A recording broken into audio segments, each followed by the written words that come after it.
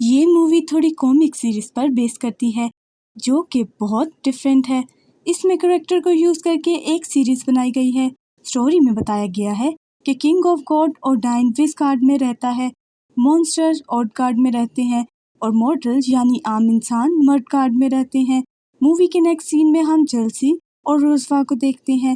یہ دونوں ایمورل تھے، یہ مڈگارڈ میں رہتے تھے کہ اچانک آسمان سے بجلی کی بہت زوردار آواز آتی ہے تو پتہ چلتا ہے کہ تھور اپنے گوٹ کے ساتھ مڈگارڈ پر آیا ہے اور اس نے اسٹے کرنے کے لیے ان کا گھر انتخاب کیا تھا، اور اس رات تھور ان لوگوں کو کھانا کھلاتا ہے۔ وہ اپنی گوٹ کا گوشت اتار کر سب کو دیتا ہے اور وہ سب اس گوٹ کی اسپیشلٹی بتاتا ہے۔ وہ کہتا ہے کہ اس گوٹ کا گوشت صبح تک واپس آ جائے گا اگر کوئی اس کی بون کو نہ توڑ دے۔ وہ سب اس میٹ کو کھاتے ہیں۔ پھر وہاں پر لوسی آتا ہے۔ وہ جلسی سے کہتا ہے کہ تم اس گوٹ کی ایک بون کو توڑ دو، اس طرح تم بھی تھور کی پاور کی طرح پاورفل ہو جاؤ گے۔ تو جلسی یہ کرنے سے منع کر دیتا ہے، لیکن لوسی اس سے بہت انسسٹ کرتا ہے اور آخرکار جلسی اس کی ایک بون توڑ دیتا ہے۔ صبح جب تھور اپنی گوٹ کو دوبارہ اس کی شیپ میں لے کر آتا ہے تو وہ دیکھتا ہے کہ اس کی ایک لیگ کی بون نہیں ٹھیک اور وہ ٹوٹ گئی ہے۔ تھور بہت ہی زیادہ غصہ ہوتا ہے۔ وہ سب سے پوچھتا ہے کہ یہ کس نے کیا ہے، تو جلسی کہتا ہے کہ یہ سب کرنے کے لیے مجھے لوسی نے کہا تھا۔ تھور اس کی بات کا یقین نہیں کرتا۔ تھور اس کو سزا دینے لگتا ہے۔ تبھی لوسی کہتا ہے کہ سزا کے طور پر ہم اسے اپنے ساتھ وزگارڈ میں لے جاتے ہیں۔ تھور اس بات پر مان جاتا ہے۔ وہ جلسی کو اپنے ساتھ وزگارڈ لے جاتے ہیں۔ راستے میں تھور کو اپنی گاڑی سے آواز آتی ہے۔ وہ پیچھے جا کر دیکھتے ہیں تو وہاں پر روزوا جلسی کی سسٹر بھی ان کے ساتھ آ گئی ہے۔ تھور کو اس پر تھوڑا غصہ تو آتا ہے، لیکن وہ لوسی سے کہتا ہے کہ اب یہ تمہاری ذمہ داری ہے۔ جب وہ وزگارڈ جاتے ہیں تو وہاں پر موجود تھور کے گارڈ کی ڈیتھ ہوئی تھی جس کو کوئی کسی وولف نے مارا تھا۔ وہاں پر موجود سب گوٹس تھور کا انتظار کر رہے تھے۔ وہ کہتے ہیں کہ تھور اتنا لاپرواہ ہے، اس سے کوئی بھی کام ٹھیک سے نہیں ہوتا۔ تبھی وہاں پر تھور آ جاتا ہے اور وہاں پر گوڈیس کی وائف اور ڈائن بھی موجود تھی۔ وہ روزوا کو دیکھ کر دل میں ہی اسے کہتی ہے کہ تمہیں ہمت نہیں ہارنی، ابھی تمہاری آزمائش شروع ہوئی ہے، اب تمہیں اور بھی مشکلات کا سامنا کرنا ہوگا۔ عجیب بات یہ تھی کہ روزوا اس کی باتوں کو سن رہی تھی اور اس کا جواب دینے کے لیے اس کی طرف دیکھتی ہے تو تھور اس کو ڈانٹتا ہے تو روزوا خاموش ہو جاتی ہے۔ گوڈ تھور سے کہتا ہے کہ تمہیں ہر حال میں اس وولف کو ختم کرنا ہے۔ اب رات میں جلسی روزوا کو لوسی کے روم میں چھوڑ دیا جاتا ہے۔ وہاں پر ایک مونسٹر اور اس کے ساتھی آتی ہے۔ وہ ان سے کہتے ہیں کہ یہ فشز آج کے لیے لوسی کا کھانا ہے، تم اس کو اچھی طرح صاف کر دو۔ وہ فش کو صاف کرتے ہیں۔ بعد میں لوسی ان کو روم صاف کرنے کا بھی کہتا ہے تو روزوا کہتی ہے کہ ہم یہاں پر تمہارے نوکر نہیں ہیں۔ لوسی غصے میں ان دونوں کو صندوق میں بند کر دیتا ہے۔ رات کے وقت جلسی اور روزوا اس مونسٹر کے ساتھ وہاں سے بھاگ جاتے ہیں جس کو لوسی نے یہاں قید کیا تھا۔ باہر جانے کے بعد مونسٹر ان سے کہتا ہے کہ تم لوگ میرے ساتھ اورڈگارڈ نہیں جا سکتے کیونکہ وہاں مونسٹر رہتے ہیں۔ یہ کہہ کر وہ وہاں سے چلا جاتا ہے۔ پھر روزوا ایک پہاڑی سے نیچے جاتا ہے۔ وہ مونسٹر ان کی ہیلپ کرتا ہے۔ پھر وہ اس کے ساتھ اورڈگارڈ چلے جاتے ہیں۔ وہاں پر ایک نیا مونسٹر ان کو پکڑ لیتا ہے۔ وہ ان سے پوچھتا ہے کہ تم کون ہو تو جلسی کہتے ہیں کہ میں تھور کا نوکر ہوں، وہ مجھے اپنے ساتھ لایا تھا۔ وہ مونسٹر اس سے کہتا ہے کہ میں تھور سے بہت زیادہ پاورفل بن جاؤں گا، تم میرے ساتھ چلو۔ جلسی ان کے ساتھ چلا جاتا ہے۔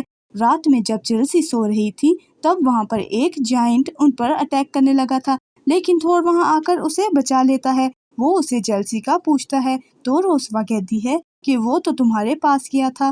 تھور کہتا ہے کہ وہ میرے پاس نہیں آیا، ہو سکتا ہے اس کو کسی جائنٹ نے پکڑ لیا ہوگا۔ سب اس کو ڈھونڈنے جاتے ہیں۔ وہاں ان کو ٹیر اپنی فوج کے ساتھ ملتا ہے۔